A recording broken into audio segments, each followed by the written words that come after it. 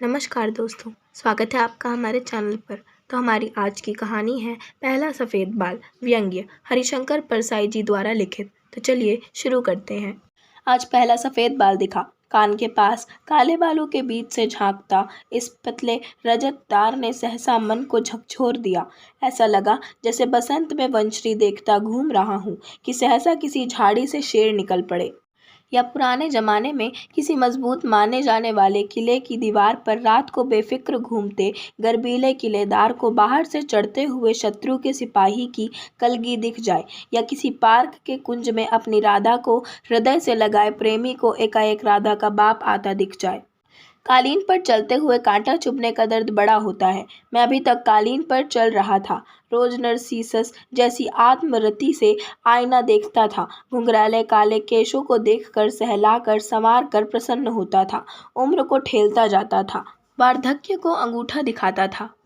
पर आज कान में यह सफ़ेद बाल फुसफुसा उठा, भाई मेरे, एक बात कॉन्फिडेंस से कहूँ, अपनी दुकान समेटना अब शुरू कर दो। मरण को त्योहार मानने वाले ही मृत्यु से सबसे अधिक भयभीत होते हैं। वे त्योहार का हल्ला करके अपने हृदय के सत्य भय को दबाते हैं। तभी से दुखी हूँ। ज्ञानी समझाएंगे, जो अवश्यंभावी है उसके होने का क्या दुख। जी हाँ, मौत भी तो अवश्यंभावी है। तो क्या जिंदगी भर मरघट में अपनी चिता चढ़ते रहेंगे। और ज्ञानी से कहीं हट दुख जीता गया। वे क्या कम ज्ञानी थे जो मरणासन्न लक्ष्मण का सिर गोद में लेकर विलाप कर रहे थे, मेरो सब पुरुषार्थ था को। स्थित प्रज्ञ दर्शन अर्जुन को समझाने वाले की आंख उद्धव से गोकुल की व्यथा कथा सुनकर डबडबा आई थी। मरण को त्योहार मानने वाले ही मृत्यु से सबसे अधिक भयभीत होते हैं।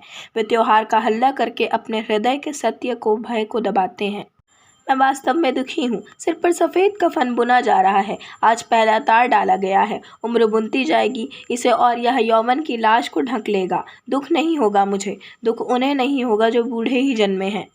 मुझे गुस्सा है इस आईने पर। वैसे तो यह बड़ा दयालु है, विकृति को सुधार कर चेहरा सुडौल बनाकर बताता रहा है। आज एकाएक यह कैसे क्रूर हो गया। क्या इस एक बाल को छिपा नहीं सकता था। इसे दिखाए बिना क्या उसकी ईमानदारी पर बड़ा कलंक लग जाता। उर्दू कवियों ने ऐसे संवेदनशील आईनों का जिक्र किया है जो माशूक के चेहरे में अपनी ही तस्वीर देखने लगते हैं, जो उस मुख के सामने आते ही गश खाकर गिर पड़ते हैं, जो उसे पूरी तरह प्रतिबिंबित न कर सकने के कारण चटक जाते हैं। सौंदर्य का सामना करना कोई खेल नहीं है। मूसा बेहोश हो गया था। ऐसे भले आईने होते हैं उर्दू कवियों के, और यह एक हिंदी लेखक का आईना है। मगर आईने का क्या दोष। बला तो अपना सफ़ेद हुआ है। सिर पर धारण किया, शरीर का रस पिलाकर पाला, हजारों शीशियां तेल की उड़ेल दी और ये धोखा दे गए। सन्यासी शायद इसीलिए इनसे छुट्टी पा लेता है कि उस विरागी का साहस भी इनके सामने लड़खड़ा जाता है।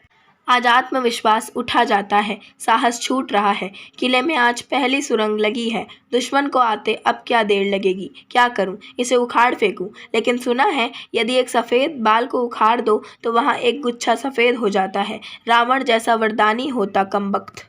मेरे चाचा ने एक नौकर सफ़ेद बाल उखाड़ने के लिए ही रखा था, पर थोड़े ही समय में उनके सिर पर कांस फूल उठा था। एक तेल बड़ा मनराखन हो गया है। कहते हैं उससे बाल काले हो जाते हैं। नाम नहीं लिखता, व्यर्थ प्रचार होगा। उस तेल को लगाऊं, पर उससे भी शत्रु मरेगा नहीं, उसकी वर्दी बदल जाएगी। कुछ लोग खिजाब लगाते हैं, वे बड़े दयनीय होते हैं।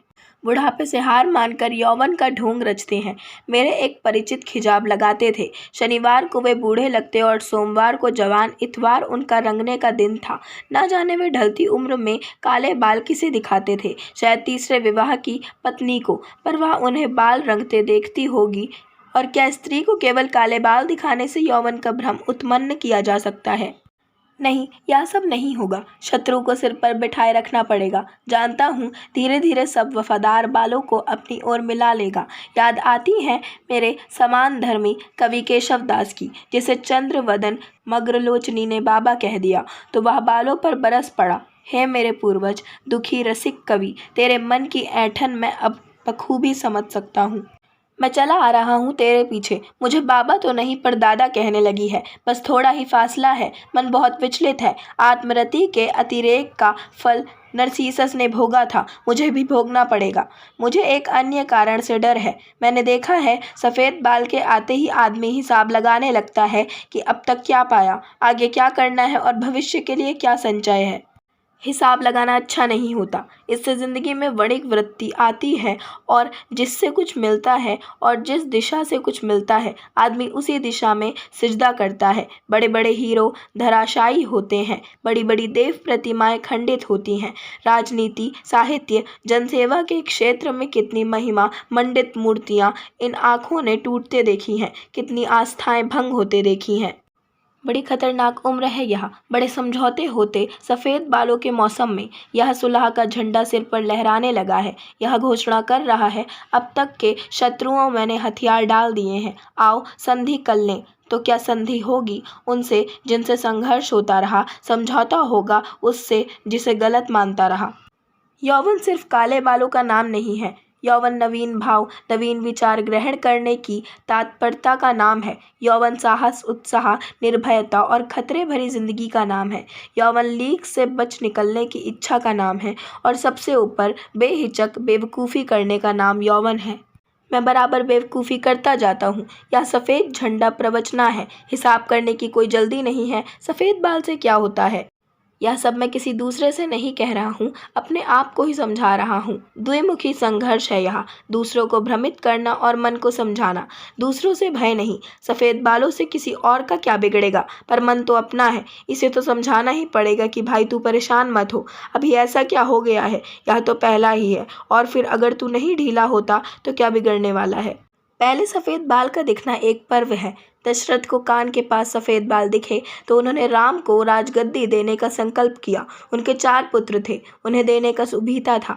मैं किसे सौंपूं? कोई कंधा मेरे सामने नहीं है जिस पर यह गौरवमय भार रख दूं। किस पुत्र को सौंपूं? मेरे एक मित्र के 3 पुत्र हैं।